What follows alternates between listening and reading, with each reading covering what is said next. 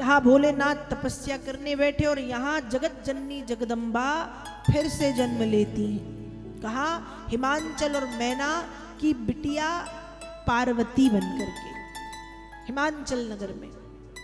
और जब ये जन्मी है, छोटी सी है, जब थोड़ी बड़ी हुई, नारद जी आए। माता ने स्वभाव बस पूछा कि नारद जी देखिए हमारी बिटिया को वर कैसा मिलेगा।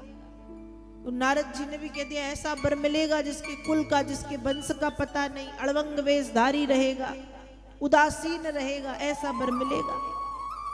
अब माता के मन में चिंता कि ऐसा वर मिलेगा, तो नारद जी कोई उपाय। नारद जी ने कहा उपाय है, जो तप करे कुमारी तुम्हारी, स्वभावी मेट सकही त्रिपुरारी। यदि तुम्हारी बेटी तप करती है तो भाभी मेट सकही त्रिपुरारी। भोलेनाथ में वो सामर्थ्य है कि बुरे को काट के अच्छा बना देंगे। तपस्या करवाओ। पार्वती जी को तो करनी ही है तपस्या। माँ के मन में आया छोटी सी कन्या को तपस्या करने कैसे भेजूं, पर पार्वती जी जब तपस्या करने निकली हैं तो रोका है उमा कह करके। उमा, ऊ मतलब वहां, माँ मतलब मत जाओ, नहीं मानी, इसलिए नाम पड़ा उमा। गई तपस्या की, कंदमूल फल खाए। एक समय ऐसा आया कंदमूल फल खाने छोड़े, पत्ते खाए, फिर पत्ते खाने छोड़े, इसलिए नाम पड़ गया अपर्णा। क्या नाम पड़ा? अपर्णा। पार्वती से उमा, उमा से अपर्णा। तपस कठोर तप किया, कठोर तप। और जब कठोर तप किया है, दुबली पतली कृशकाय हो गई।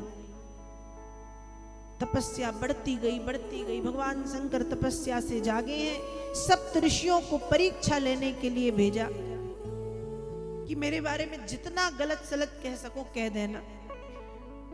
सप्त ऋषि आए।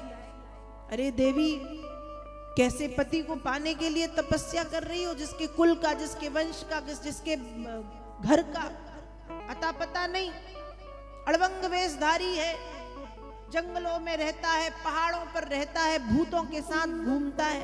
अरे जानती हो वस्त्र भी नहीं पहनता, कभी मृगछाला तो कभी दिगंबर, नग्न घूमता है। पार्वती जी कहें कितनी अच्छी बात है ना। यदि वो वस्त्र नहीं पहनते तो कपड़े धोने की झंझट तो है ही नहीं फिर ससुराल में। ऐसा ससुराल किसे मिले जहां कपड़े भी ना धोने पड़े। सप्त ऋषियों ने कहा जानती हो घर नहीं है, स्मशान में रहते हैं। पार्वती जी बोली कितनी अच्छी बात। एक गांव में कम से कम एक स्मशान, 2 स्मशान तो होते ही हैं। बड़ा शहर है तो 4-5। कौन कहता है घर नहीं है? लाखों करोड़ों घर। एक घर गंदा हुआ, साफ सफाई की जरूरत नहीं, हम दूसरे में शिफ्ट हो जाएंगे। दूसरा गंदा, हम तीसरे में चले जाएंगे। किसने कहा घर नहीं? लाखों घर एक हो गए मेरे। अरे जानती हो खाने को भोजन नहीं है और भोजन बनाने के लिए कोई पात्र नहीं। पार्वती जी कहें इससे अच्छा ससुराल किसको मिलेगा। माताओं की सबसे बड़ी समस्या यही तो है कि आधे से ज्यादा जीवन खाने और खिलाने में निकल जाता है, मतलब खाना बनाने में और खिलाने में निकल जाता है। सुबह क्या बनाना, दोपहर में क्या बनाना, शाम को क्या बनाना, यही सोचते रहो। ऐसा ससुराल किसे मिलेगा जहां भोजन ना बनाना पड़े। सप्तऋषि कहें तो खाओगी क्या? पार्वती जी बोली जब वो भिक्षा मांगेंगे और भिक्षा लेके जब आएंगे और देखेंगे कि घर पे पत्नी है तो अकेले थोड़ी खाएंगे। जो खुद खाएंगे वो मुझे खिलाएंगे। तो कपड़े भी नहीं धोने, बर्तन भी नहीं साफ करने, साफ सफाई भी नहीं करनी, भोजन भी नहीं बनाना। ऐसा ससुराल किसे मिलेगा। मैं तो धन्य धन्य धन्य हो गई।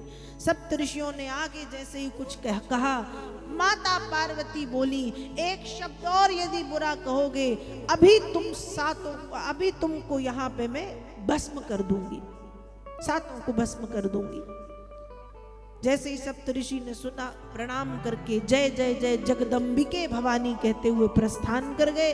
स्वयं महादेव परीक्षा लेने के लिए पधारे हैं और अपने लिए जब अपशब्द कहे हैं तो माता पार्वती समस्त हो गई। फिर भी बोली कि एक शब्द और यदि कहा आपको भी यही भस्म कर दूं। एक बार फिर भगवान शंकर पार्वती जी के हाथों बिना दाम बिक गए। एक बार फिर बोले, अद्य प्रवत्त बनतांगी तबास्मि दासः। देवी मैं तुम्हारा दास हूँ, तुम्हारा सेवक हूँ, मेरी पत्नी बनकर के मुझ पर कृपा कर दो।